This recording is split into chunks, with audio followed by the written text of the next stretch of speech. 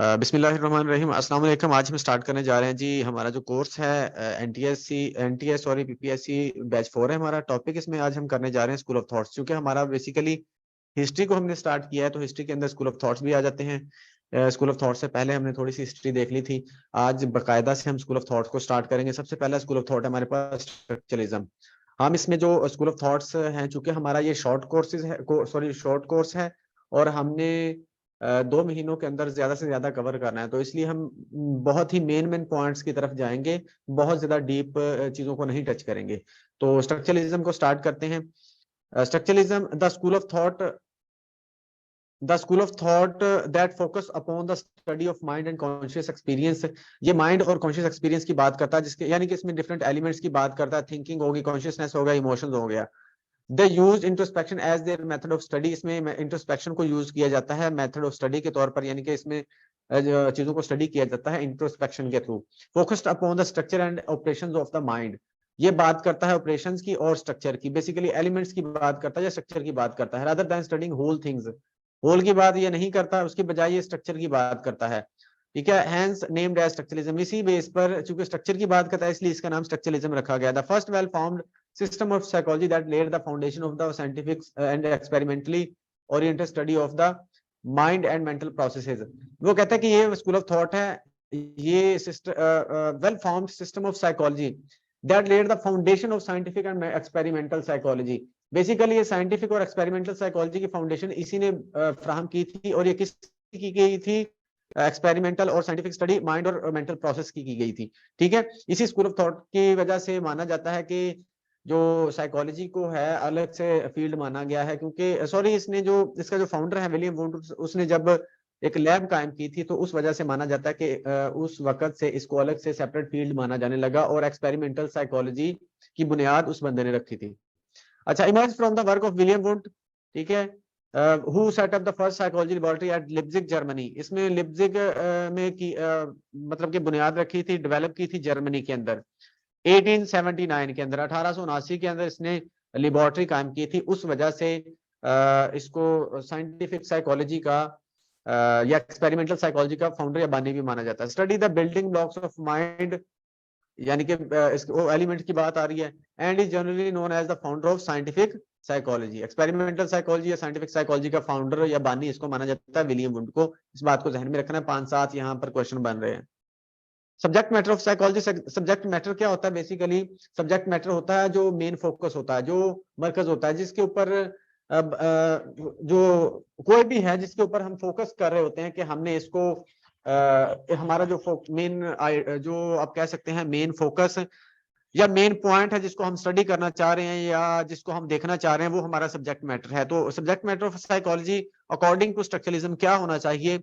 According to what the subject matter of psychology is to immediate experience. इसका कहना था कि साइकोलॉजी का फोकस या सब्जेक्ट मैटर या रिसर्च का मरकज जो होना चाहिए वो इमीडिएट एक्सपीरियंस, यानी कि हम जो जैसे कि हमने ऊपर भी देखा कॉन्शियस एक्सपीरियंस की बात कर रहा है, तो वो कहता है कि इमीडिएट एक्सपीरियंस होना चाहिए साइकोलॉजी का subject matter.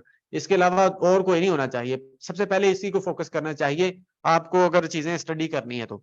As contrasted to mediate experience, जो कि मीडिएट एक्सपीरियंस वो कहता है उसके मतलब कि मीडिएट एक्सपीरियंस नहीं होना चाहिए बल्कि इमीडिएट एक्सपीरियंस होना चाहिए। दो चीजें यहाँ पर, दोनों को नीचे डिस्कस करते हैं। अच्छा, by immediate experience Wundt meant experience is used as a way to find out about something other than the experience itself। इसको छोड़ें, आपको समझ नहीं आएगी, इसका मैं नीचे बताता हूँ। मीडिएट एंड इमीडिएट एक्सपीरियंस क्या होता है, ये ऊपर यही डेफिनेशन लिखी हुई थी लेकिन मैं इसको थोड़ा सा आसान करके बताता हूँ। मीडिएट एक्सपीरियंस क्या होता है पहले ये समझ लें, फिर मैं आपको इमीडिएट एक्सपीरियंस बताता हूँ। Mediate experience provides information about something other than the elements of that experience. वो कहता है मीडिएट एक्सपीरियंस हमारा वो एक्सपीरियंस होता है जो हमें इंफॉर्मेशन प्रोवाइड कर रहा था about something other than the elements of that experience, कि आप उस जो आपका एक्सपीरियंस हो रहा है ना, एक्चुअल जो आपके एक्सपीरियंस के एलिमेंट्स हैं उसको ना बताओ बल्कि उसके अलावा किसी चीज को बताना शुरू कर दो, वो आपका मीडिएट एक्सपीरियंस है। अच्छा, ये आपका मीडिएट एक्सपीरियंस, क्या आप अपना एक्चुअल एक्सपीरियंस ना बताओ। ठीक है, आपका जो एक्चुअल एक्सपीरियंस या आपका फर्स्ट एक्सपीरियंस हुआ है जो आप फील कर रहे हैं वो ना बताओ बल्कि उसका आउटकम बताना शुरू कर दो, कुछ और बताना शुरू कर दो। अब नीचे mediate immediate experience. Immediate experience वो होता है अनबाइस्ड बाय इंटरप्रिटेशन। इसमें आप अनबाइस्ड होते हो, जिस तरह से आपने इन्वायरमेंट से एक्सपीरियंस किया है उसी तरह से बता रहे हो, तो वो आपका इमीडिएट एक्सपीरियंस होता है, वो आपका इमीडिएट एक्सपीरियंस होता है। जी सनीला, एक मिनट में इसकी एग्जांपल दे लूं आपको, उसके बाद करते हैं। अच्छा, आपके सर में दर्द हो रहा है, आपके सर में दर्द हुआ, आपने बयान कर दिया कि मेरे सर में दर्द हो रहा है, ठीक है।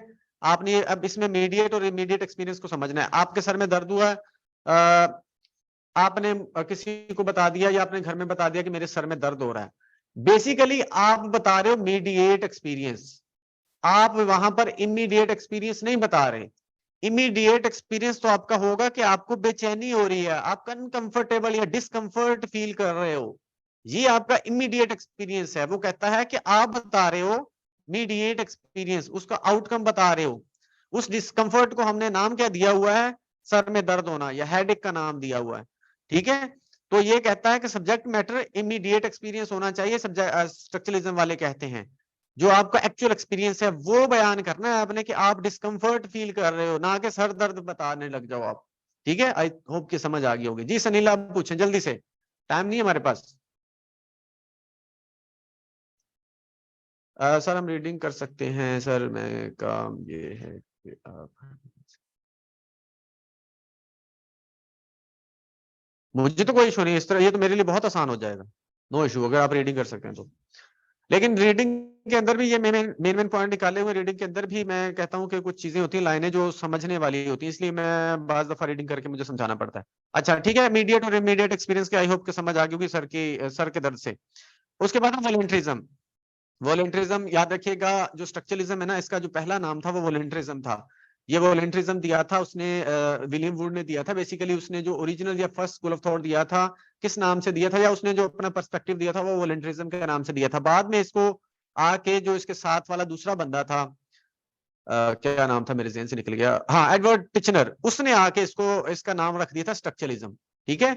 इसका जो पहला नाम था वॉलंटरिज्म था। वॉलंटरिज्म होता है the idea that the mind has the capacity to organise mental concepts into higher level thoughts, कि हमारा जो माइंड है किस तरह से एलिमेंट्स को इकट्ठा करके हायर लेवल के प्रोसेस कर रहा होता है, हायर लेवल की थॉट बना रहा होता है, या हायर लेवल का कोई आउटकम दे रहा होता है, इसका मतलब था वॉलंटरिज्म। बाद में फिर इसको चेंज करके, ये कहां से वर्ड निकला ये यहाँ लिखा हुआ आप देख सकते हैं। उसके बाद इसका मेन जो प्रिजम्पशन थी, मेन मफरूजा था स्ट्रक्चरलिज्म का, वो क्या था, all human mental experience could be understood as the combination of simple events और एलिमेंट्स। वो इस तरह का कहना था कि हम तमाम ह्यूमन के जो मेंटल एक्सपीरियंसेस है वो समझ सकते हैं कॉम्बिनेशन बना के, किसके, उसके एलिमेंट्स के या इवेंट्स के जो हमारे साथ हो रहा है। By analyzing the basic elements of sensation and other mental experiences, the underlying structure of the mind could be unveiled. वो कहता है कि जो माइंड की स्ट्रक्चर है उसको हम क्या कर सकते हैं, उसको हम अनवील कर सकते हैं, यानी कि उसको देख सकते हैं या समझ सकते हैं। इस तरह करते हुए task of psychology is to identify the basic elements, ठीक है, बेसिक एलिमेंट्स ऑफ कॉन्शियसनेस। ये कहते हैं स्टडी और टास्क होना चाहिए साइकोलॉजी का, या उसका फोकस होना चाहिए जस्ट लाइक फिजिसिस्ट, जिस तरह फिजिक्स वाले करते हैं, could be break down the basic particles of the matter. याद रखिएगा, आपको इस तरह भी मिसाल दी जा सकती है कि स्ट्रक्चरलिज्म किसके साथ यानी कि किसके साथ एसोसिएट करता है, या किसकी एग्जांपल इसके साथ हम दे सकते हैं मिला के। ये स्ट्रक्चरलिज्म बेसिकली इन्होंने इसके साथ एग्जांपल दी थी, या फिजिक्स वालों की या केमिस्ट्री वालों की, कि जैसे केमिस्ट्री वाले एक एलिमेंट को तोड़ के देख रहे होते हैं कि उसको अंदर क्या क्या चीजें हैं, इसी तरह से बोला गया है कि आप स्ट्रक्चरलिज्म के अंदर माइंड को तोड़ के देखें, उसके एलिमेंट्स को तोड़ के देखें, उसके स्ट्रक्चर देखें। मिसाल के अंदर एक केमिस्ट्री वाला क्या करेगा, जो वाटर है ना H2O, वो क्या करता है, उसको तोड़ के देखता है कि H2O आपस में कैसे जुड़ा हुआ है, कि उसकी स्ट्रक्चर है क्या है, उसके अंदर का प्रोसेस क्या है, उसके अंदर का मैकेनिज्म क्या है। इसी तरह से कहते हैं कि स्ट्रक्चरलिज्म के अंदर माइंड को स्टडी करना चाहिए। उसके बाद विलियम वुड ने लेबोरेटरी बनाई थी, इसके अंदर क्या हुआ था, इसके विलियम वुड ने जो लेबोरेटरी बनाई थी इसके अंदर बेसिकली डिफरेंट एलिमेंट्स को, माइंड के जो एलिमेंट्स है उसको स्ट्रक्चरलिज्म के अकॉर्डिंग स्टडी किया जाता, जिसमें आ जाता था थिंकिंग, कॉन्शियसनेस, इमोशंस और मेंटल स्टेट्स वगैरह, ठीक है। उसके बाद the procedure of used for studying the structure of mind was called introspection. Introspection इसमें यूज किया गया था। इंट्रोस्पेक्शन क्या होता है, खुद से ऑब्जर्वेशन करना, ठीक है। The subjects give detailed reports of what they experienced when they were exposed to a stimulus. जब उनको स्टिमुलस दिया जाता था तो उसकी डिटेल बताते थे कि उसने क्या एक्सपीरियंस किया। मिसाल के तौर पर अगर आपके सामने कोई आपकी पसंदीदा चीज रखी गई है और फिर आपसे पूछा जाए कि अब आपके माइंड में क्या चल रहा है, आप क्या फील कर रहे हो, क्या महसूस कर रहे हो, वो आप खुद बताना शुरू कर दो तो आप इंट्रोस्पेक्शन कर रहे हो। ठीक है, खुद से ऑब्जर्वेशन करना और बताना इंट्रोस्पेक्शन होता है। अच्छा, जो एबी डिक्शनरी ने एक्सपेक्ट किया था, इंट्रोस्पेक्शन का मेथड दिया था, तो उसने एक बोला था कि जो इंट्रोस्पेक्शन है बहुत ही ये वेल ट्रेन्ड जो बंदा है ना वही इंट्रोस्पेक्शन को यूज कर सकता है। ठीक है, फिर इसने बोला था इसने स्टूडेंट्स को ट्रेन किया था इंट्रोस्पेक्शन के लिए कि किस तरह से इंट्रोस्पेक्शन होती है। ठीक है, फिर उसने बोला था कि आपको मैं सिखा रहा हूँ इंट्रोस्पेक्शन, लेकिन आपने इंट्रोस्पेक्शन करते हुए एक चीज का ख्याल रखना कि आपने स्टिमुलस एरर नहीं करना, जो यहाँ पर लिखा हुआ है। स्टिमुलस एरर क्या था, जैसे हमने ऊपर मीडिएट और इमीडिएट एक्सपीरियंस पढ़ा, उस ध्यान में रखिएगा कि जब मैं आपको कोई चीज दिखाऊं तो आपने मुझे वो एग्जैक्ट एक्सपीरियंस बताना है, अपना इमीडिएट एक्सपीरियंस बताना है। वो जो आपको एग्जैक्टली हो रहा है, हुआ है, आपको फर्स्ट एक्सपीरियंस हुआ वो बताना, ना कि स्टिमुलस एरर करना है। स्टिमुलस एरर का मतलब क्या था कि अगर जब हमारे सामने एप्पल रखा जाता है, एग्जांपल से समझ आएगी, जब हमारे सामने कोई एप्पल आता है तो हम उसको डायरेक्टली कहते हैं कि ये तो एप्पल है। अच्छा, यहाँ पे इसने बोला था टीचर ने कि आपने डायरेक्ट एप्पल नहीं बोलना, आपने एप्पल का रिजल्ट कैसे निकाला है, आपने आउटकम कैसे निकाला कि ये एप्पल है। वो कहता है कि आपने आउटकम निकाला होगा इस वजह से कि आप उसका जो क्या होता है, उसका कलर कलर आपके ज़हन में आया होगा, ब्राइटनेस, उसके बाद शेप आई होगी, फिर उसके बाद आपने जायका आपके ज़हन में होगा, ठीक है? उसका जो शेप है वो ज़हन में आई होगी, फिर आपने एप्पल बताया ना। वो कहता है मुझे आउटकम ना दो, आपने वो आउटकम क्या प्रोसेस करके बनाया वो प्रोसेस बताओ मुझे। जैसे मैंने सर दर्द मिसाल की दी थी कि आपने तो मुझे सर दर्द हो रहा है, ये टीचर कहता था कि आपने ये एरर नहीं करना, आपने बताना है कि आप फील क्या कर रहे हो उस वक़्त। आप फील कर रहे थे डिस्कम्फर्ट, ठीक है? अनप्लेजेंट फीलिंग आ रही थी आपको। कहता वो बताओ ना कि मुझे डायरेक्ट आउटकम बताओ। जी, आवाज़ क्लियर नहीं आ रही। जी।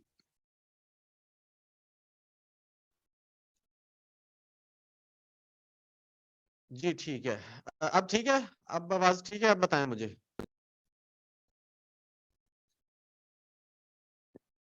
अब आवाज़ ठीक है? जल्दी बताएँ ताकि मैं आगे बढ़ूँ। ओके। सलीला कह रही है नहीं, वसीम कह रहा ठीक है। सलीला फिर आपके नेट होगा कोई।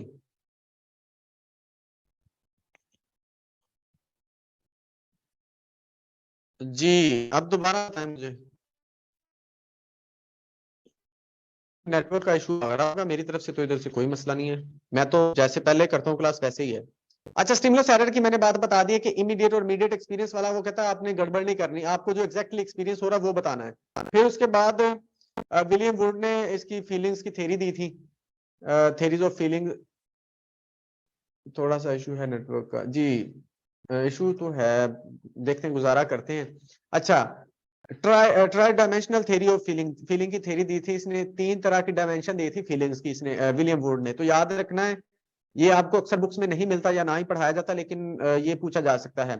3 डायमेंशंस दी थी इसने फीलिंग्स की, pleasure and displeasure, tension and relaxation, excitement and depression, यानी कि 3 ऑपोजिट इसने दी थी डायमेंशंस। ठीक है, प्लेजर है तो उसके साथ डिसप्लेजर है, टेंशन है तो उसके साथ रिलैक्सेशन है, एक्साइटमेंट है तो उसके साथ डिप्रेशन। इसने बोला कि हम इस तरह से फीलिंग्स, हम चीजों को इस तरह से फील कर रहे होते हैं, जब भी कोई एक्सपीरियंस होता है तो इन तीनों डायमेंशन में से कोई डायमेंशन हम फील कर रहे होते हैं।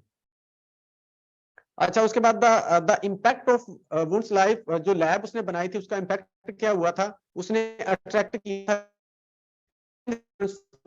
वैसे आनंद हो गए थे, जो बहुत से लोग थे, मतलब कि उसकी लैब की वजह से साइकोलॉजी में जो इंटरेस्टेड थे। अब कुछ लोगों को देख लेते हैं हम। जेम्स मकीन कटेल कौन थे और क्या किया था इन्होंने? Known for his work on individual differences and mental test, इनका काम था इंडिविजुअल डिफरेंसेस और मेंटल टेस्ट पर। उसके बाद एमिल क्रिप्लिन, ये एमिल क्रिप्लिन वो है जिसने आ, आ, उसका स्किज़ोफ्रेनिया का पुराना नाम यूज किया था, और इसने पहली दफा physical cause of mental illness इसने बताया थे। उसके बाद 1883 के अंदर he gave the first classification system of mental disorder.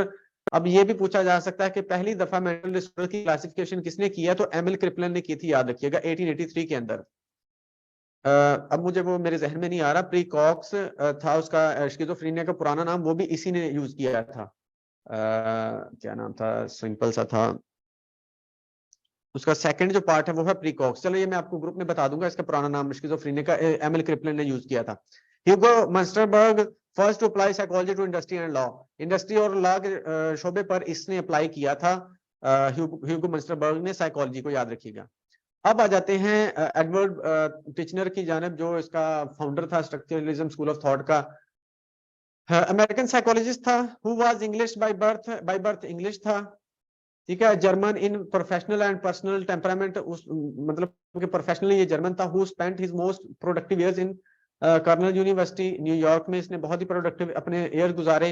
He was solely concerned with studying the brain की स्टडी में ये इंटरेस्टेड था, कॉन्शियस की स्टडी में। And for his believe he we should break it, इसका बिलीव था कि हमें मतलब कि डिफरेंट पार्ट्स में उसको ब्रेक डाउन करना चाहिए। After that we can construct the separate elements into a whole and understand what it does. फिर उसके बाद वो कहता है हम इसको समझ सकते हैं कि ये क्या करता है। He believe that we can study perception emotions and ideas through introspection. Introspection का मेथड इसने दिया था, उसने बोला था इस तरह से कर सकते हैं एलिमेंट्स में डिवाइड करके।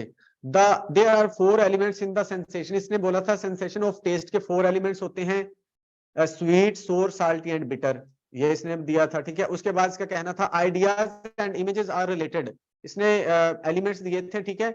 उसमें एक तो था हमारे पास टेस्ट, दूसरा आइडियाज इमेजेस। आइडियाज इमेजेस के अंदर क्या था, ideas were always complete by images. वो कहता है कि हमारे जो आइडियाज होते हैं ना, वो हमेशा ही पिक्चर्स की फॉर्म में आ रहे होते हैं, या हम जो सोच रहे होते हैं, थॉट्स जो आ रही होती है हमेशा पिक्चर्स के फॉर्म में आ रही होती है, इसका कहना था। Underlying process in emotions was affection, emotions का जो कहता है कि पार्ट होता है ना, एलिमेंट होता है, एलिमेंट्स का इमोशन का जो एलिमेंट है उसका जो पार्ट होता है वो अफेक्शन होता है। अफेक्शन का मतलब किसी की तरफ अट्रैक्शन हो जाना या किसी के साथ लगाव होना। अच्छा, उसके बाद known as the formal founder of structuralism, structuralism का इसको फाउंडर बोला जाता है क्योंकि इसने इसको नाम दिया था स्ट्रक्चरलिज्म का। क्यों, किस बेस पे दिया था, माइंड को या मेंटल प्रोसेस को पार्ट्स में डिवाइड करना या स्ट्रक्चर में देखना, उस वजह से। Structuralism is considered the first school of thought in psychology and was established in Germany by William Wundt and mainly associated with Edward B Titchener in 1898 के अंदर इसने इसका नाम दिया था।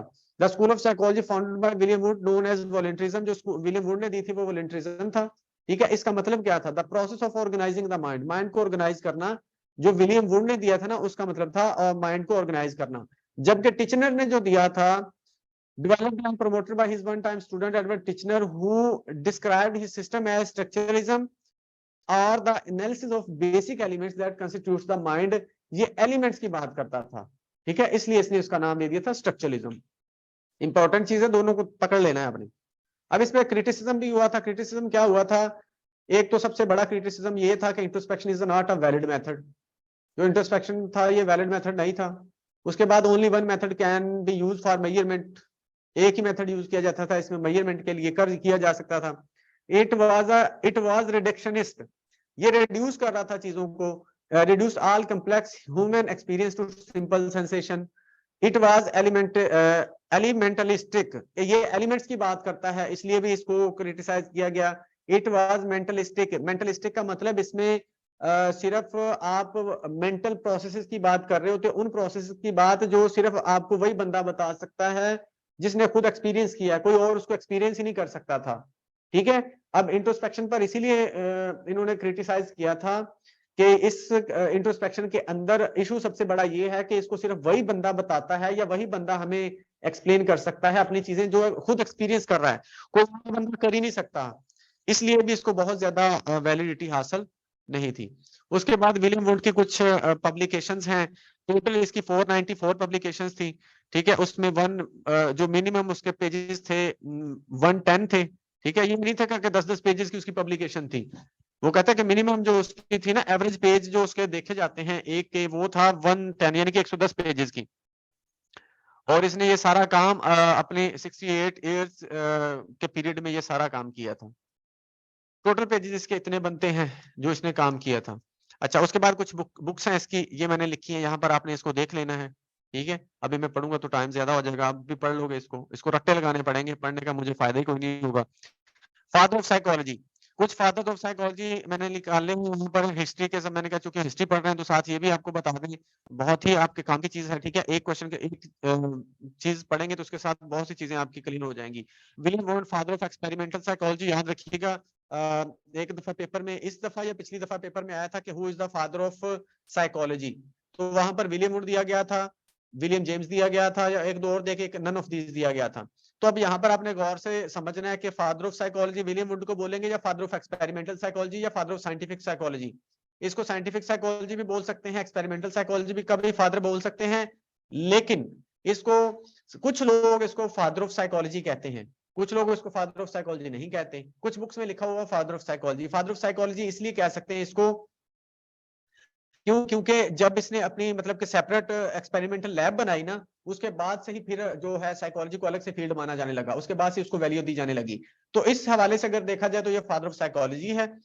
लेकिन मैं आपको सजेस्ट करूंगा, अगर फादर ऑफ साइकोलॉजी के अंदर आपको पूछा जाए कि who is the father of psychology, और उसके अंदर विलियम वुड दिया गया है, कोई और मतलब कि कोई और ऐसा बंदा जो पुराना है वो ना दिया गया हो, तो फिर विलियम वुड लगा सकते हैं। लेकिन अगर उन्होंने पूछा William would is the father of, नीचे आपको एक्सपेरिमेंटल साइकोलॉजी भी लिखा हुआ है, साइकोलॉजी भी लिखा हुआ है, तो फिर आप चूज करेंगे एक्सपेरिमेंटल साइकोलॉजी को। क्यों? क्योंकि इसने जो लैब बनाई थी वो बेसिकली साइंटिफिक लैब थी, इसलिए इसको साइंटिफिक साइकोलॉजी या एक्सपेरिमेंटल साइकोलॉजी का फादर तो लाजमी बोला जाएगा। फादर ऑफ साइकोलॉजी भी कुछ लोग बोलते हैं, लेकिन एक्सपेरिमेंटल साइकोलॉजी या साइंटिफिक साइकोलॉजी का फादर तो इसको लाजमी बोल सकते हैं हम, गारंटी के। थोड़ा सा आपने ध्यान रखना है, ये कॉन्सेप्चुअल सी चीज थी, जिस तरह से क्वेश्चन आए उसी हिसाब से डील कर लेना आपने। अच्छा, विलियम जेम्स, क्योंकि फादर ऑफ साइकोलॉजी में पता क्या इशू आता है, मैं खुद इसको फादर ऑफ साइकोलॉजी मानता भी और नहीं भी मानता। कैसे?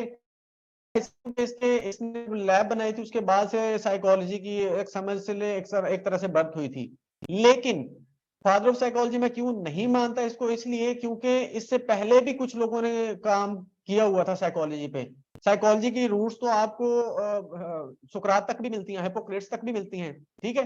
तो उन्होंने भी कुछ ना कुछ कर रखा था जो साइकोलॉजी से रिलेटेड ही था। तो इसलिए फादर ऑफ साइकोलॉजी कहना थोड़ा सा मुश्किल है, लेकिन कहा भी जा सकता है। तो एतराज करने वाले कर सकते हैं। अच्छा, William James the father of American psychology, American psychology का फादर विलियम जेम्स को बोला जाता है। अमेरिका के अंदर साइकोलॉजी की इब्तिदा इसी ने की थी। इसने साइकोलॉजी यानी कि साइकोलॉजी के अंदर एस्टेब्लिश करने में हेल्प की थी इसने। इसने लैब भी बनाई थी विलियम जेम्स ने, लेकिन वो विलियम वुड बनाई थी। आप कहीं कंफ्यूजन हो जाना कि विलियम जेम्स ने भी एक लैब बनाई थी, वो विलियम वुड से पहले की बनाई थी, लेकिन वो एक्सपेरिमेंटल लैब नहीं थी, वो अमेरिका के अंदर बनाई थी। अच्छा, Sigmund Freud the father of psychoanalysis, ये तो आपको पता ही है बहुत। Hugo Munsterberg father of applied psychology. Applied psychology हमने ऊपर भी देखा है कि इसने लॉ पे और इंडस्ट्री पे इसने अप्लाई किया था। He was an early pioneer of the several applied areas, और भी अप्लाइड एरियाज का ये पायनियर है। Clinical, forensic, industrial, organizational psychology. उसके बाद जॉन बॉल्बे है हमारे पास, the father of attachment theory. Attachment theory का फादर है। इसका कहना था कि हमारी बच्चों की जो अर्ली डेज की, जो पैदाइश के बाद की अटैचमेंट होती है ना, या बचपन की जो अटैचमेंट होती है, उस पर डिपेंड कर रही होती है उसकी पूरी लाइफ। वो वाला अटैचमेंट का जो उसका टेन्योर होता है ना, उसने उसकी पूरी जिंदगी को इम्पैक्ट करना होता है, इन्फ्लुएंस करना होता है। तो इसलिए हमें बहुत एहतियात करनी चाहिए बच्चे की अटैचमेंट के हवाले से। अच्छा, Kurt Lewin the father of social psychology. Social psychology के फादर कर्ट लुएन है। his work pioneered the use of scientific methods to study social behavior। इसके मतलब के जो साइंटिफिक साइकोलॉजी या मेथड्स को यूज किया गया सोशल बिहेवियर के अंदर। Edward Thorndike father of modern educational psychology. Educational psychology का फादर है ये एडवर्ड थॉर्नडाइक। इसने establish the foundation of educational psychology. Jean पियाजे डेवलपमेंटल साइकोलॉजी का फादर है जीन पियाजे। इसको कॉग्निटिव साइकोलॉजिस्ट भी बोला जाता है, याद रखिएगा, इसकी जब हम थ्योरी पढ़ेंगे तो आपको बताएंगे। इंटेलेक्चुअल ग्रोथ पर भी इसने बात की थी, ठीक है, याद रखिएगा। उसके बाद Ulric Neisser the father of modern cognitive psychology. Cognitive psychology का फादर है उल्रिक नीजर। उसके बाद the cognitive movement in psychology received major boost from the publication of his. इसने एक बुक लिखी थी कॉग्निटिव साइकोलॉजी, उसके बाद से फिर इसको एक बूस्ट मिला था कॉग्निटिव साइकोलॉजी को। Lightner Witmer father of modern clinical psychology, founded the world first journal devoted to clinical psychology. इसने एक जर्नल बनाया था द साइकोलॉजिकल क्लिनिक इन 1907 के अंदर, ठीक है। इसको भी जहन में रखना है आपने। उसके बाद Gordon Allport, father of personality psychology. Personality psychology इसने ट्रेड थ्योरी ऑफ पर्सनैलिटी दी थी, जिसके अंदर ट्रेड्स थी कार्डिनल ट्रेड्स, सेंट्रल ट्रेड्स और सेकेंडरी ट्रेड्स। कार्डिनल ट्रेड्स वो होती हैं जो हमारे बिहेवियर को स्ट्रांगली डिटरमिन करती हैं। मिसाल के तौर पर आपकी पर्सनैलिटी के अंदर ये ट्रेड्स हर वक्त नजर आ रही होती हैं। मिसाल के तौर पर जैसे अब्दुस्तार ईदी थे ना, उनके अंदर दूसरों की हेल्प करने वाली पर्सनैलिटी थी उनकी, तो वो उनकी कार्डिनल ट्रेड थी। सेंट्रल ट्रेड्स जो सब में मौजूद होती हैं डिफरेंट डिग्रीज के अंदर, और सेकेंडरी ट्रेड्स वो ट्रेड्स होती हैं जो किसी खास मौके पर हमारे सामने निकल के आ रही होती है। मिसाल के तौर पर अगर लाइन में लगे हैं आप, वहां पर अगर आपको कभी लाइन में लगना पड़ा है तो आप फ्रस्ट्रेशन का शिकार हो जाओ, तो वो आपको मौके के हिसाब से आपकी कैरेक्टरिस्टिक्स निकल के सामने आ रही है, तो वो सेकेंडरी ट्रेड्स होती हैं जी। यहाँ पर हमारा जो स्ट्रक्चरलिज्म स्कूल ऑफ थॉट है एंड हो गया। यहाँ तक कोई क्वेश्चन है तो पूछें, फिर फंक्शनलिज्म को स्टार्ट करते हैं।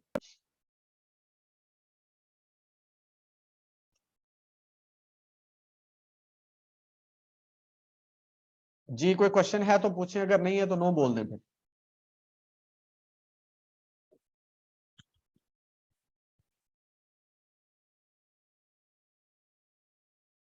आप मौजूद भी हैं कि नहीं?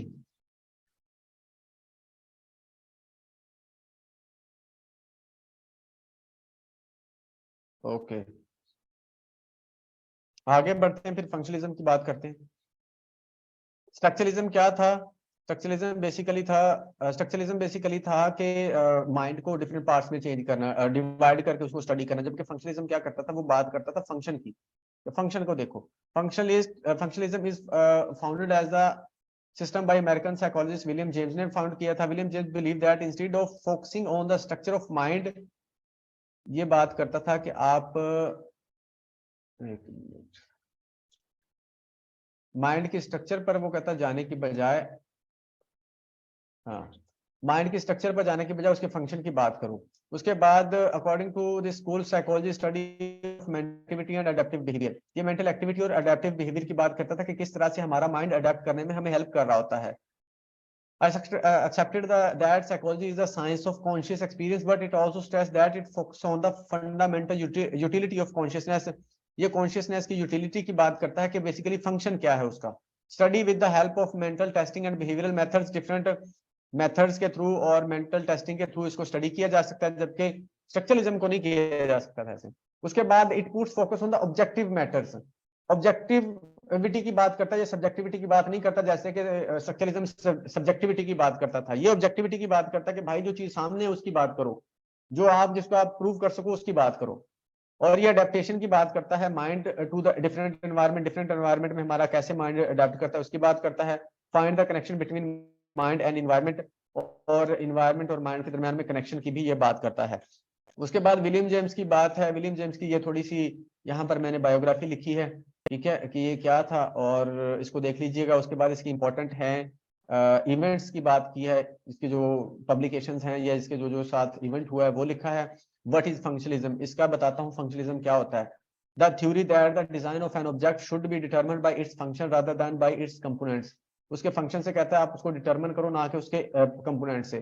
For example, the government provides education for the children of the family, which in turn pays taxes on which the state depends to keep itself running। कि हम क्या करते हैं, गवर्नमेंट हमारे बच्चों को तालीम देती है, उसके बजाय हम उसको गवर्नमेंट को देते हैं टैक्स, और इस तरह से रनिंग होती है। ये फंक्शन की बात कर रहा है, कहता है कि आप उसके डिफरेंट एलिमेंट्स को समझने के बजाय आप ये देखेंगे वो रनिंग कैसे हो रही है, उसकी फंक्शनिंग कैसे हो रही है। फंक्शनलिज्म इन साइकोलॉजी, साइकोलॉजी के अंदर अगर ये तो डेली लाइफ की बात हो गई ना आपकी, डेली लाइफ से एग्जांपल दे दी। जबकि अगर साइकोलॉजी की बात करेंगे तो ये फिर माइंड की तरफ आ जाएगा। Functionalism is the theory about the nature of the mental states. According to functionalist, mental states are identified by what they do rather than by what they are made of. आप कहते हैं वो देखेंगे कि किससे क्या हो रहा है, क्या करते हैं वो, ना कि ये कि वो किससे बने हैं, ठीक है। formed as a reaction of structuralism, ये रिएक्शन स्ट्रक्चरलिज्म के रिएक्शन में बना था, and denied the value of introspection, introspection उनको ने रद्द कर दिया था। This school of thought was more so focused on understanding the biological process behind and purpose of human conscious rather than the inner working of thinking. जी आपसे पूछा जा सकता है, नहीं भी पूछा जा सकता, लेकिन हम रिस्क तो नहीं ना ले सकते कि हम ना करें। आप अच्छा, ये इशू होता है कि हम किस किस की बात करें, किस किस की याद रखें, तो आप मेजर लोगों की तो कर रख ही सकते हो ना, यानी कि स्ट्रक्चरलिज्म जिसने दिया उसकी याद रखें, फंक्शनलिज्म जिसने दिया उसकी याद रखें, सिगमंड फ्राइड की रखें याद, ठीक है। इसी तरह जो मेजर लोग हैं साइकोलॉजी के अंदर, उनकी तो आपको एटलीस्ट याद होनी चाहिए ना, आपको 5 7 10 लोगों की तो याद होनी चाहिए ना, तो उनका रट्टे लगाएं किसी तरीके से। अच्छा जी, अब फंक्शनलिज्म की एक एग्जांपल मैंने दी थी कि जो स्ट्रक्चरलिज्म वाले हैं वो, अगर हम देखें मार्केट जाने की एग्जांपल लेते हैं ना, मार्केट जाने की एग्जांपल को ले तो इसको स्ट्रक्चरलिज्म वाले कैसे देखेंगे और फंक्शनलिज्म वाले कैसे देखेंगे। स्ट्रक्चरलिज्म वाले इसको इससे देखेंगे कि इसमें डिफरेंट एलिमेंट्स कौन से हैं, डिफरेंट पार्ट्स कौन से हैं इसके, यानी कि सबसे पहले आपने तैयारी करनी है, उसके बाद जनाब आपने अपने जो पैसे साथ लेने हैं, उसके बाद अपने घर से निकलना है, फिर आपने कोई सवारी लेनी है, फिर उसके बाद बाजार पहुंचना है, बाजार में आपने उस दुकान पे पहुंचना है, फिर वहां से चीजें लेनी है, बिल पे करना है, उसी तरह से वापस आ जाना है। ये डिफरेंट एलिमेंट्स की बात करता है।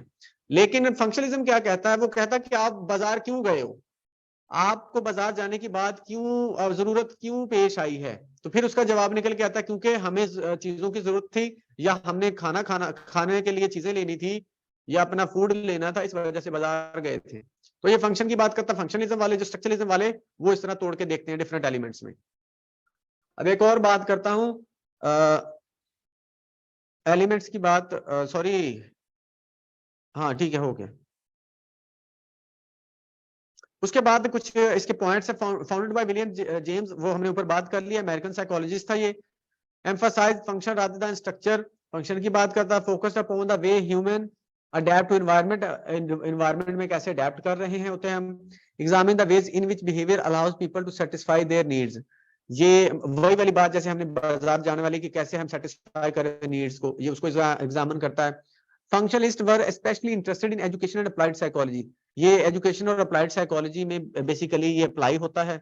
उसके बाद विलियम जेम्स के बारे में थोड़ा सा और मैंने लिखा है यहाँ पर, ये भी देख लीजिएगा आप। उसके बाद स्ट्रीम ऑफ कॉन्शियसनेस इसने बोला था, ये इंटरेस्टिंग चीज है, यहाँ पे इसने स्ट्रीम ऑफ कॉन्शियस बोला था इसको, हमारे जो माइंड को, ठीक है, कॉन्शियस एक्सपीरियंस को बोला था कि स्ट्रीम ऑफ कॉन्शियस है हमारा जो माइंड। इसने क्या बोला था, idea that the consciousness is the continuous flowing process that any attempt to reduce it to element will distort it। इसने बोला था कि हमारा जो है ना कॉन्शियसनेस है बेसिकली ये एक फ्लो है, ये एक फ्लो है, अगर हम इसको एलिमेंट्स में डिवाइड करने की कोशिश करेंगे तो हम इसको खराब कर देंगे, हम इसको सही से समझ नहीं पाएंगे। बेसिकली इसके साथ स्ट्रीम के साथ एक फ्लो के साथ ये एक एग्जांपल के साथ समझाने की कोशिश कर रहा है कि हमारा जो कॉन्टिन्यूस है ना एक फ्लो की तरह है, एक बहती हुई नदी है, अगर हम इसको पार्ट में डिवाइड करने की कोशिश करेंगे तो हम इसको खराब कर देंगे। Because conscious is always changing, कहता है ये हमें ऑलवेज चेंज हो रहा है। We can never experience the same thought और सेंसेशन मोर देन वंस, हम एक थॉट या सेंसेशन को एक दफा से ज्यादा एक्सपीरियंस नहीं कर सकते, इसका कहना था, इसका विलियम जेम्स का, तो ये हमेशा से हमेशा चेंज हो रहा है, और इसको हम क्या एक थॉट या एक्सपीरियंस या सेंसेशन को दोबारा से एक्सपीरियंस नहीं कर सकते। मिसाल के तौर पर अगर आपको पता चला कि कड़वा जायका कैसा होता है, तो वो आपको एक दफा पता चल गया ना, वो दोबारा से तो नहीं पता चलेगा ना, एक दफा आपने लर्न कर लिया तो लर्न कर लिया, ठीक है, सीख लिया तो सीख लिया, उसके बाद दोबारा नहीं वो सीखोगे आप, उसके बाद नई चीजें आएंगी तो वो सीखते जाओगे आप, ठीक है। तो ये इसका कहना था कि हमारा जो कॉन्शियसनेस है ना ये इवॉल्व कर रहा है, ये बढ़ता जा रहा है, फ्लो करता जा रहा है आगे। और इसको इसने उससे जो है इंस्पिरेशन ली थी किससे, जो डार्विन की थ्योरी थी ना, थ्योरी ऑफ एवोल्यूशन, उससे इसकी इंस्पिरेशन थी, याद रखिएगा, फंक्शनलिज्म वालों की, इसके विलियम जेम्स की। तो वो भी इसमें इन्वॉल्व होता है, वो भी बताता है कि कैसे हम अडेप्ट कर रहे होते हैं इन्वायरमेंट के अंदर, ये भी बताता है कि फंक्शनलिज्म में ये भी देखा जाता है कि हम कैसे अडेप्ट करते हैं इन्वायरमेंट के अंदर। उसके बाद थ्योरी ऑफ इमोशन इसने दी थी, थ्योरी ऑफ इमोशन इसने दी थी विलियम जेम्स ने, ये आप थ्योरी ऑफ इमोशंस के अंदर भी पढ़ोगे, 1884 के अंदर दी थी। Later the principles contradicted current thinking that the nature of the emotion. अच्छा, इस वहां पर उस वक्त ना जब इसने थ्योरी दी थी, उस वक्त तो एक इससे पहले एक थ्योरी की बात हो रही थी, कौन सी थ्योरी थी, psychologist that the subjective mental experience of an emotion preceded the bodily expression. वो कहता है कि इससे पहले जो थ्योरी थी ना, वो कहते थे कि पहले हम इमोशन को एक्सपीरियंस करते हैं, उसके बाद फिर हमारी बॉडी में चेंज आ रहा होता है, ठीक है। जैसे कि एग्जांपल दी थी कि अगर आपने कोई एनिमल देखा है, शेर देखा है मिसाल के तौर पर, तो आप पहले खौफजदा होते हो, उसके बाद भागते हो, ये इससे पहले की थ्योरी है। जबकि ये पता क्या कहता था, विलियम जेम्स का कहना था कि पहले हम क्या कर रहे होते हैं, हमारी बॉडी के अंदर चेंज आता है, उसके बाद हम इमोशन को फील करते हैं। मिसाल के तौर पर वो कहता है आपने किसी देखा उसको, जानवर को, शेर को देखा, आपकी पहले हार्ट बीट तेज होगी, आपका दिल धड़कना तेज होगा, उसके बाद फिर आपको फील होगा कि यार मैं खौफजदा हुआ हूं, फिर आप भागते हो। ठीक है, ये यहाँ पर इसने थ्योरी ऑफ इमोशन दी थी। पहले बोला जाता था कि हम पहले इमोशन फील करते हैं, उसके बाद हमारी बॉडी में चेंज आता है, लेकिन इसने आके कंट्राडिक्शन की। इसने बोला कि पहले हमारी बॉडी में चेंज आता है, फिर उसके बाद इमोशन फील करते हैं। उसके बाद इसी तरह की थ्योरी 1885 के अंदर एक और बंदे ने दी थी, जिसका नाम था कार्ल लांगे। वो डेनिश फिजियोलॉजिस्ट था। फिर इन दोनों की चूंकि थ्योरी सेम थी, तो इन दोनों को मिला के एक थ्योरी का नाम दे दिया गया, James Lange theory of emotions. Propose that bodily changes comes first, body में चेंज पहले आता है, उसके बाद हम क्या कर रहे होते हैं, इमोशनल एक्सपीरियंस कर रहे होते हैं। ये इसकी थ्योरी ऑफ इमोशन भी मैंने आपको करा दी। उसके बाद 3 पार्ट्स ऑफ सेल्फ, इसने 3 टाइप्स की सेल्फ भी बोला था। थ्योरी ऑफ सेल्फ भी बोली जा सकती है, इसकी याद रखिएगा, किसी तरह भी पूछा जा सकता है इसका विलियम जेम्स का। तो एक होती है मटेरियल सेल्फ, दूसरी होती है सोशल सेल्फ, तीसरी होती है स्पिरिचुअल सेल्फ। मटेरियल सेल्फ क्या होती है, consist of everything we call uniquely our own, such as our body, family, home और स्टाइल ऑफ ड्रेस। हमारा जो हमारा जो फिजिकल या मटेरियलिस्टिक सेल्फ होती है ना, वो हमारी मटेरियल सेल्फ होती है। यानी कि आप फिजिकल अपनी चीजों को या अपनी फिजिकल सेल्फ को कह सकते हो कि आपकी जो है मटेरियल सेल्फ है। उसके बाद आपकी सोशल सेल्फ, सोशल सेल्फ जो आपका सोसाइटी के अंदर इमेज है, सोसाइटी के अंदर जो आपकी एक पर्सनैलिटी है, वो आपकी सोशल सेल्फ है। स्पिरिचुअल सेल्फ क्या है, आप अपने तौर पर मेंटली तौर पर क्या सोचते हो अपने बारे में। ठीक है, आपकी क्या वर्थ है अपने हिसाब से, आप क्या सोचते हो, आपकी वैल्यूज क्या है, आपकी पर्सनैलिटी क्या है, आपकी स्पिरिचुअल वेल्थ क्या है, वो आपकी स्पिरिचुअल सेल्फ है। उसके बाद प्रैग्मेटिज्म, एक तो इसने थ्योरी ऑफ सेल्फ दी थी, उसके बाद इसने थ्योरी ऑफ प्रैग्मेटिज्म भी दी थी। In 1870 William James and Charles Sanders Peirce founded the school of American pragmatism. ये भी एक स्कूल ही है, समझ लें। ठीक है, ये दिया था इन्होंने विलियम जेम्स ने और चार्ल्स सैंडर्स पियर्स ने 1870 में। इसका मतलब क्या था, अच्छा, pragmatism is rooted in the idea that philosophical topics such as knowledge, language, meaning, belief, science are best understood in terms of their practical use. इसका pragmatism का मतलब ये था, ये कहते थे कि कोई भी आपके पास आइडिया है ना, जितना मर्जी अच्छा है, जितना मर्जी अच्छा है, उसी वक्त ही वो काबिल इस्तेमाल या वो एक्सेप्टेबल होगा जब उसकी प्रैक्टिकल वेल्थ होगी, कोई प्रैक्टिकल वर्थ होगी। प्रैक्टिकली अगर वो हेल्पफुल है, प्रैक्टिकली कारआमद है, तो ही वो हमारे लिए कारआमद है, अदरवाइज वो किसी काम का नहीं है। मिसाल के तौर पर अगर हमारे पास बहुत कमाल का आइडिया हो, आप कहेंगे मैं ये आइडिया अप्लाई कर दूं, ये इतना कमाल का आइडिया पूरी दुनिया में आज तक, पूरी कायनात में आज तक किसी ने ये आइडिया नहीं अप्लाई किया, तो वो ये कहते थे कि आप वो आइडिया उसी वक्त आपके काम का है जब आप उसको प्रैक्टिकली करोगे। ठीक है, तो ये प्रैक्टिकलिटी की बात करते थे। जॉन डीवे हमारे पास, जॉन डीवे क्या, ये बेसिकली जो दूसरे मेजर फंक्शनलिस्ट थे, वो अमेरिकन एजुकेटर थे, एजुकेशन पे इनका बहुत काम था। One of the key founders of functionalist, functionalism के अंदर फाउंडर थे ये। स्टिमुलस रिस्पांस की बात करते हैं, phenomena is not an automatic behaviour. वो कहता है ऑटोमेटिक नहीं, the goal of the person performing it has the main role in it, the stimulus and the response determining each other. इसका कहना था कि स्टिमुलस रिस्पांस है ना, ये इंडिपेंडेंट नहीं है, ये ऑटोमेटिक नहीं हो रहा, बल्कि इसका जो कहता है कि जिस पर्सन के साथ कोई एक्सपीरियंस हो रहा है ना, उस पर डिपेंड कर रहा होता है एक्सपीरियंस। इसका जॉन डीवे का कहना था, it is totally dependent on the person who is experience the particular thing, particular environment या पर्टिकुलर इंसिडेंट। ठीक है, कोई भी कोई शख्स जो एक्सपीरियंस कर रहा है उस पर डिपेंड कर रहा होता है, इसका कहना था। द फंक्शन और the goal of the whole action elicit response. वो कहता है कि फंक्शन ही होता है या गोल होता है जो किसी भी एक्शन को क्या कर रहा होता है, उसका रिस्पॉन्स क्रिएट कर रहा होता है। Develop the field of school psychology, school psychology भी इसने दी थी, जिसमें स्टूडेंट्स की नीड्स की बात करता था ये। उसके बाद teachers are strongly influenced by psychological assumptions about children and educational process। Children और एजुकेशनल प्रोसेस के मतलब टीचर्स जो है काफी इन्फ्लुएंस हुए थे, यानी कि काम के लिए। Teachers need to understand two issues, दो इश्यूज को समझने होता है टीचर्स को, इसके अकॉर्डिंग।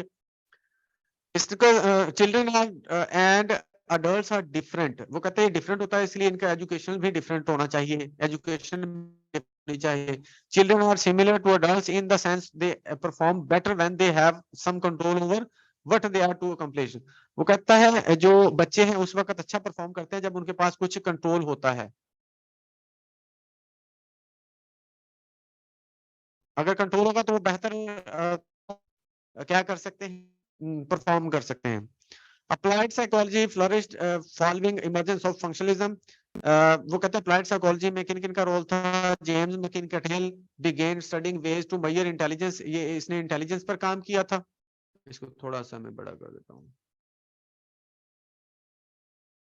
इसने जेम्स मैककिन-कैटेल ने इंटेलिजेंस पे काम किया था। Psychology enter the world of business, Frederick Taylor developed scientific management. Business के अंदर इस फ्रेडरिक टेलर की वजह से ये मतलब इसने डेवलप किया था scientific management. Other functionalist James Rowland Angell Harvey Carr. दूसरे कुछ हैं जो फंक्शनलिस्ट ये वाले हैं, जेम्स रोलैंड एंजल और हार्वे कार। याद रखिएगा, इस तरह से भी पूछा जा सकता है कि इनमें फंक्शनलिस्ट कौन सा है या इनमें फंक्शनलिस्ट कौन सा नहीं है, ये भी क्वेश्चन बनता है अक्सर। उसके बाद जेम्स रोलैंड एंजल के बारे में थोड़ा सा देख लेते हैं।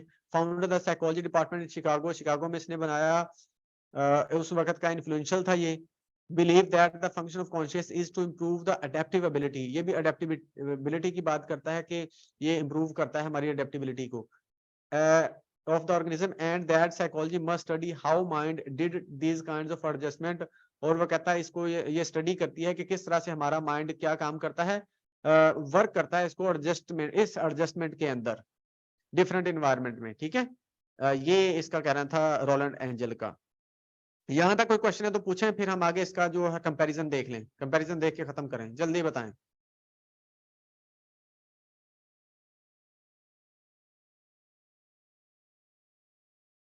जी कोई क्वेश्चन है कि नहीं?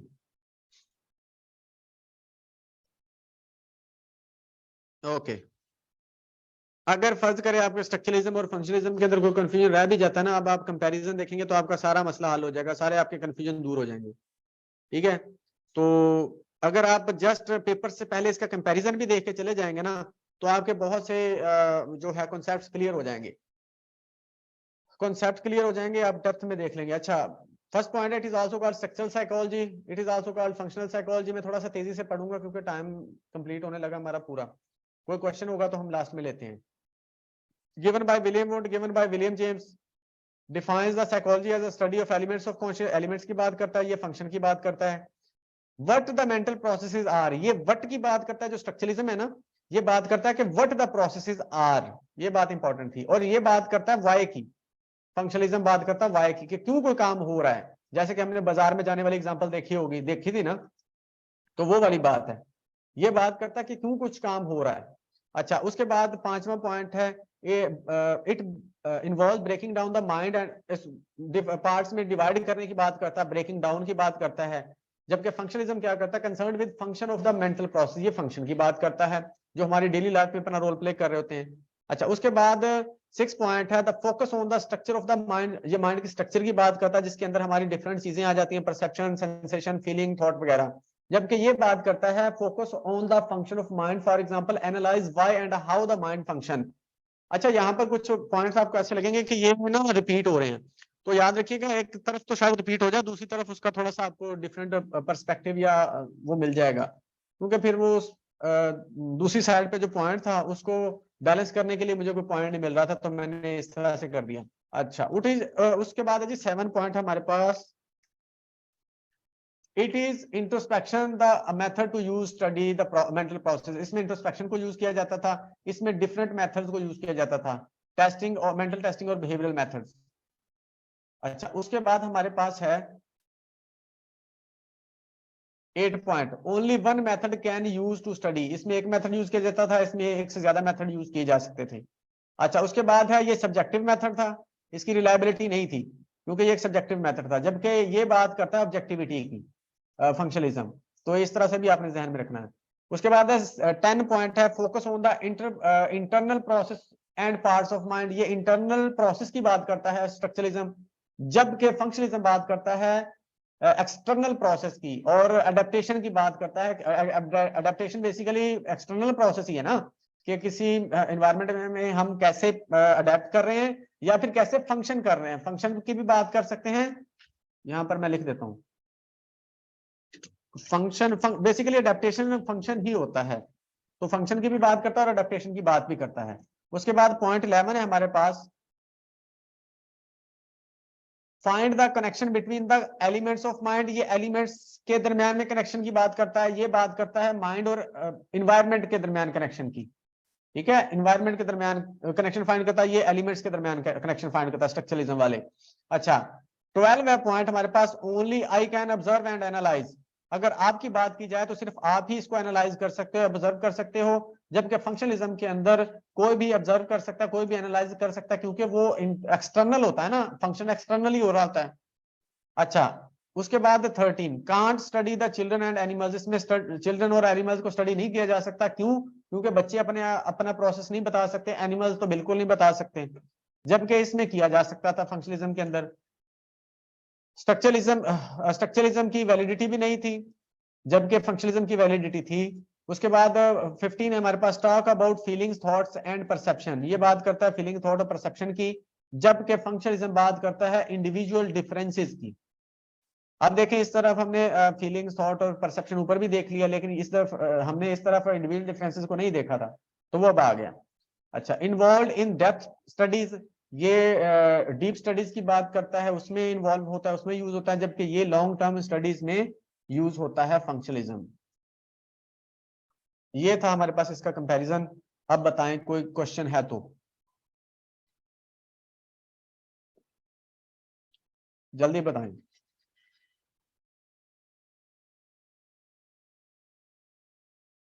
कोई क्वेश्चन नहीं है, चले कोई क्वेश्चन है तो, कोई डिस्कशन है तो कर लें, अदरवाइज मैं आपको ग्रुप में नोट्स दे दूंगा, आप इसको स्टडी भी कर सकते हैं।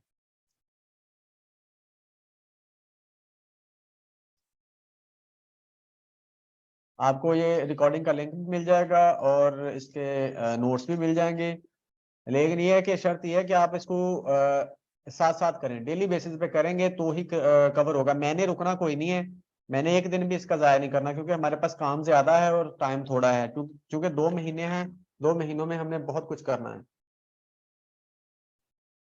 तो आई होप कि आपको लेक्चर अच्छा लगा होगा, समझ आई होगी, और बाकी फर्दर आप फीडबैक दे सकते हैं। बस ठीक है, साथ साथ करेंगे तो आपका मामला सही रहेगा।